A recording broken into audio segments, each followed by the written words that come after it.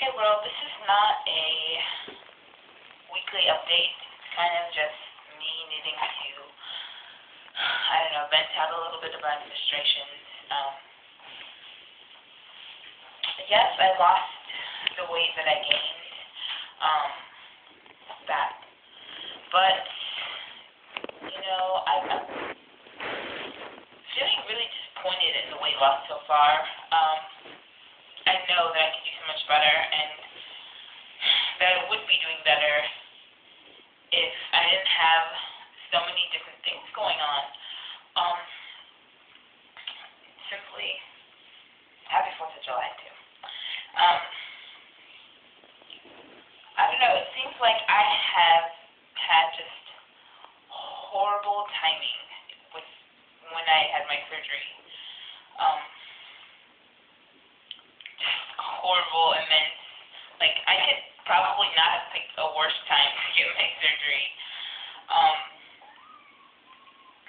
And I smile right now because if I didn't sort of find it amusing how much personal turmoil that I've had, then I would seriously be just completely depressed about this. I had my surgery October 13th of 2009. And that was quickly followed by my sister deploying to Iraq. My sister has been there for me like no one else has. As children, she was the one who did my hair. She was the one I could talk to. She took care of me. I think the world of my sister, and she supports me in everything. And when I had my first child, she flew home from Hawaii.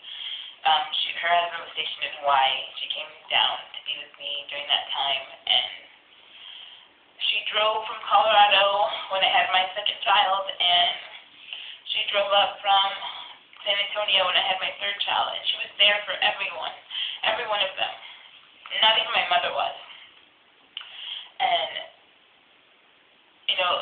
during my husband's last deployment, I talked to her probably every day because it was so hard. And this time around, she deployed to Iraq. And then the next month, my husband deployed to Afghanistan. So I've been trying to hold it down here by myself.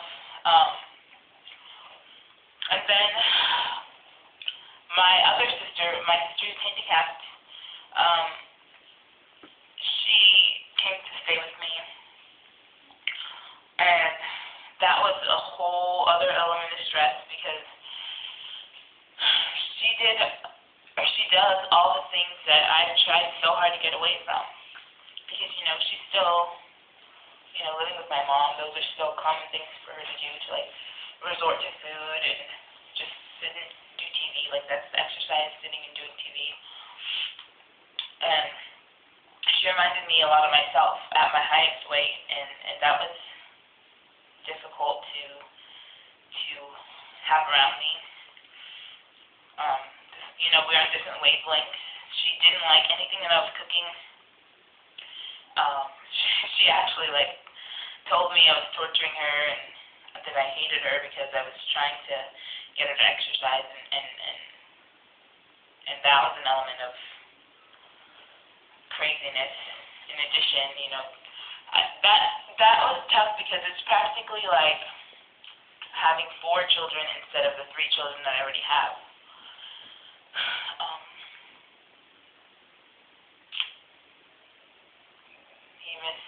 My husband missed my first 2's birthday, Valentine's Day, Easter. And then the thing I decided to call, how they have the Hurricane El Nino where it just devoured all the towns and things with its wrath of rain. Well, my mom very strange dynamic, and having her here, like, seriously affected me, and I'm not 100% sure why I let it affect me so much, but it did. So this time in my life I like to affectionately refer to as El Madre. El Madre ripped through my life like a hurricane, and I'm still recovering from the aftermath. And now,